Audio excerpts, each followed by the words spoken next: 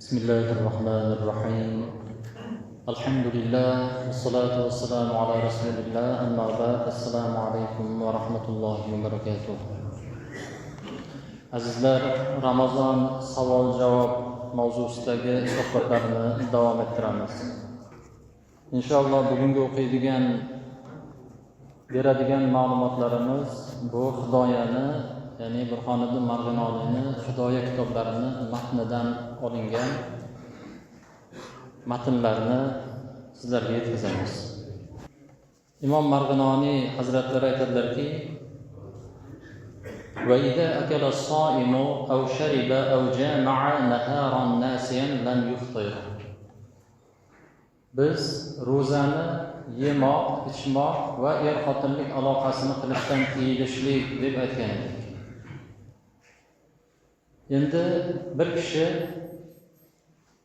ro'zador bo'lgan kishi esidan chiqib bir ovqatni yeb qo'ysa, yoki biror bir ichimlikni ichib qo'ysa, yoki ayoli bilan birga bo'lsa, u odam ro'zasi ochilmaydi.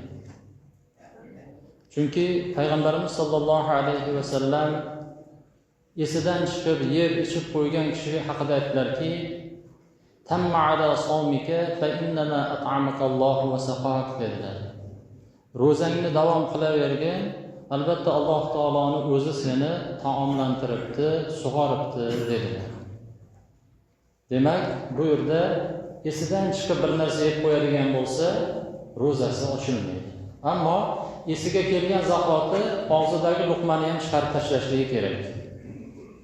Agar shuni chiqarmasdan esiga kelgandan keyin yana davom etadigan bo'lsa, unda ro'zasi ochiladi. Yana aytadilarki: "Fa inna fahtalama lam yuftir." Liqawlihi sallallohu alayhi va sallam: "Salasun la yuftirna as-siyama al-qay'u wal-hijamatu wal-ihtilamu." Bir kishi ro'zador odam uxladi-yu, ixtilom bo'lib qoldi. Ya'ni tushida bulg'anib qoldi. Bu odamning ham ro'zasi ochilmaydi. Payg'ambarimiz sollallohu alayhi va sallam marhamat qildilarki, 3 kishini ro'zasi ochilmaydi dedilar. Ya'ni 3 ta ish ro'zani ochmaydi dedilar. Uni birinchisi qayd. Ya'ni qayd qilsa inson ro'zasi ochilmaydi. Ikkinchisi hijoma, qon oldirganda ham ro'za ochilmaydi. Va uchinchisi ixtilom, bulg'anib qolish. Ana shu bugun bir doktor odam so'radi, analiz uchun biz venadan nima olmoqchimiz? Qon olmoqchimiz. Shunga ro'za ochiladimi deb so'radi. Unga ro'za ochilmaydi. Analiz uchun oladimi yoki boshqa narsa uchun oladimi? Tanadan olingan narsa uchun ro'za ochilmaydi. وَلَوْ إِدَّهَنَا لَمْ يُفْطِرْ لِعَدَمِ الْمُنَافِي.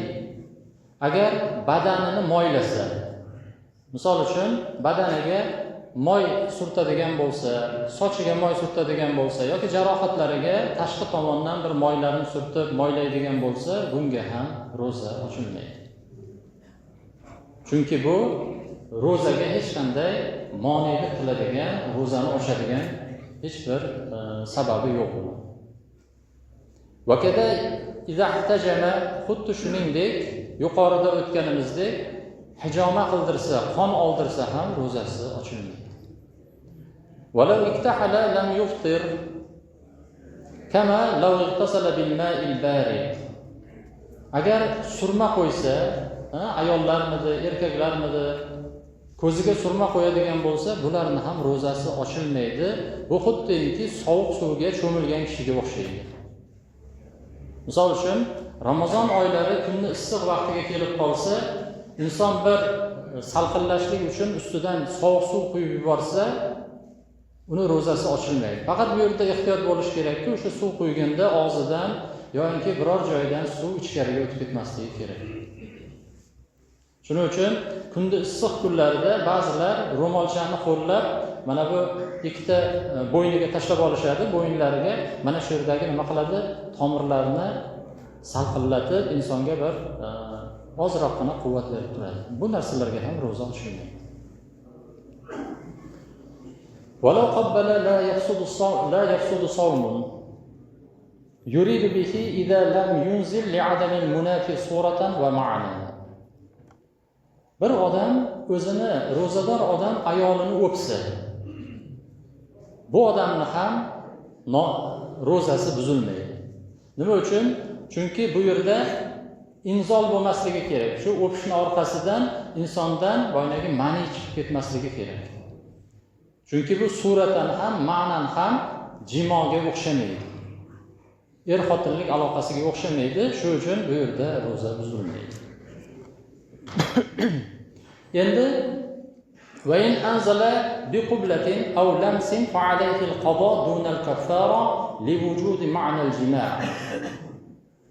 Endi shu o'pishni orqasidan yoki ushlab erkalashlikning orqasidan nima bo'lsa, inzol bo'lsa, o'zidan o'sha ma'ni chiqib ketsa, unda ro'za buziladi va unga qazo vojib bo'ladi, kafforat vojib bo'lmaydi. Kafforatni aytdigan 60 kun tutib berish vojib bo'lmaydi, faqat bir kun tutib berishlik vojib bo'ladi. Nima uchun? Chunki bu yerda er-xotinlik aloqasi ma'nan nima topilganligi uchun. Haqiqatda topilmayapti-yu, lekin ma'nan bu narsa topilganligi uchun bir kun tutib beradi. ولا بأس بالقبلة إذا أمن على نفسه أي الجماع أو الإنزال. Ayolini o'pishligini zarari yo'q agar u nimadan birga bo'lishlikdan, ya'ni jimo qilishlikdan yoki o'sha manini o'zidan chiqib ketishligidan omonda bo'lsa. Qo'rqmasa, misol uchun ayolni o'psa, naryoqqa o'tib ketmaydi. Mana shunaqa odam o'pishligi bilan ro'zasi ochilmaydi, uni zarari yo'q. Va yukrahu idza lam ya'man, ammo omonda bo'lmasa, undan keyin o'zini ushlab qola olmayman deydigan bo'lsa, bu odam ayolidan uzoqroq turishligi kerak. Agar uni o'padigan bo'lsa, makruh bo'ladi. Nima uchun? Li'anna aynahu laysa bimuftir. O'pishlikni o'zi ro'zani buzmaydi.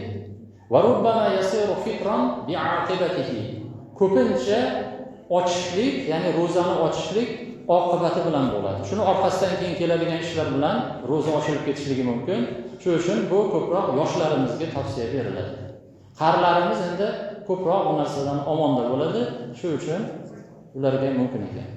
Makruh emas ekan. ولو دخل حلقه ذباب وهو ذاكر لصومه لم يفطر. وجه الاستحسان أنه لا يستطاع الاحتراز عنه فأشبه الغبار والدخان. Endi bir kishini xalqimiga, mana xalqiga pashsha kirib ketdi. Kichkina ushib yuradigan pashshalar bor. Shu kirib ketdi, nima bo'ladi? U odam ro'zaligini biladi, ammo kirib ketdi. Ro'za ochiladimi, yo'qmi? Desak, ro'za ochilmaydi. Chunki deydilar, bundan saqlanishga iloji yo'q. Odam og'ziga setka qo'yib yura olmaydi. Og'zi ochilib yuradi odamni ba'zida. Demak, buni saqlanishning iloji yo'q. Bu xuddiki chang va tutunga o'xshaydi. Inson changlik joyda oldan o'tadigan bo'lsa, beixtiyor ishiga nafas olganda tomog'idan shu g'uborlar, changlar kirib ketadi. Yoki tutun ham xuddi shunday. Pashshani kirib ketishligi ham shunga o'xshaydi. ولو أكل لحما بين أسنانه فإن كان قليلا لم يفطر وإن كان كثيرا يفطر. Agar tishlari orasidagi narsani oz narsa bo'lsa, shuni nima qilsa, yeb qo'ysa, yutib qo'ysa, tishning orasidagi narsa, ro'za ochilmaydi. Agar ko'p narsa bo'ladigan bo'lsa, tishning orasidagi narsa, unda ro'za ochiladi. Nimaga? Li'anna al-qalil tabi'un li asnanihi bi manzilati riqihi bi khilaf al-kathir. Chunki ozgina bo'lgan narsa bu tupurikni, ya'ni tupukni hukmida bo'ladi. Ammo ko'p bo'lgan narsa tupukni hukmida bo'lmaydi. Shuning uchun bu yerda oz, ko'p degan narsa ishlatilyapti. Oz ko'pligini qayerdan bilamiz desa, والفاصل مقدار الحنصة وما دونها قليل. No'xatni Nimasidan? Hajmidan kam bo'ladigan bo'lsa, u kam narsa deyiladi. No'xatni hajmidan ko'p narsa bo'ladigan bo'lsa, u ko'p narsa bo'ladi. Demak, no'xatdan kichikroq narsa, tishingiz orasida qolib ketgan bir go'shtmidi, non ushoqmidi, bir narsani agar yeb yuborsangiz, ro'zangiz ochilmaydi. Ammo undan ko'proq narsa bo'ladigan bo'lsa, uni tupurib tashlash kerak. Avvalasi o'sha kam narsani ham tupurib tashlash kerak. Lekin mabodo ochib o'tib ketadigan bo'lsa, xotirjam bo'lish kerakki, ro'za ochilmaydi. وإن أخرجه وأخذه بيده ثم أكله ينبغي أن يفسد صومه. Endi o'sha narsani oldingiz, tishingizni orasidan oldingiz, qo'lingizga ushladingiz, yana qaytarib nima qildingiz? Yutdingiz. Chiqarib yutdingiz. Endi bunda ro'zangiz buziladi. Chunki siz tashqaridan ichkariga nima qilyapsiz? Narsa kirityapsiz. Lima ruwiya an Muhammadin, Imom Muhammad rahimahullohdan qilingan bir rivoyat bor ekanki, anna so'im iza tala'a simsimatan bayna asnanihi la yafsudu sawmuhu. Walau akalaha ibtida'an yafsudu sawmuhu degan ekanlar.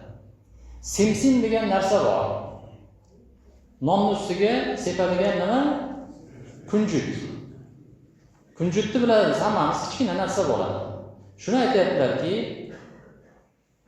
agar ro'zador odam tishini orasidagi simsimni, o'sha kunjutni yutib yuborsa, ro'zasi ochilmaydi. Endi shu narsani tashqaridan olib yeydigan bo'lsa, ro'za ochiladi deydilar. Demak, tishni orasidagi kichik narsalar insonni tupugiga nima bo'ladi? Hukm qilinadi, xuddi shu kabi deb bilinadi. Tashqaridan kirgan narsalar bular ro'zani ochadi. Fa in zara'ul qay'u lam yuftir. Endi bir odamni ichidan nimasi keldi? Qayt keldi. Qusqisi keldi. Tomog'idan og'ziga chiqib ketdi. Ro'za ochiladimi yo'qmi desa, bunda ro'za ochilmaydi.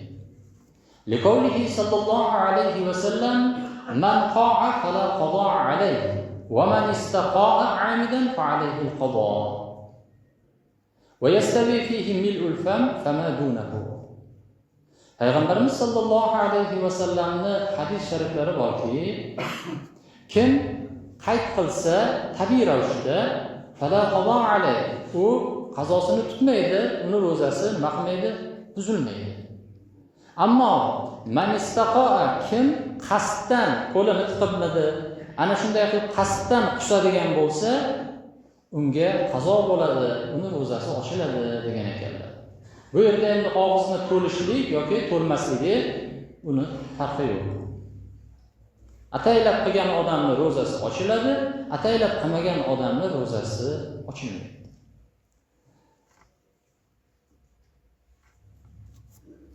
Fa in istaqa'a 'amdan mil'a fihi fa alayhi al-qada.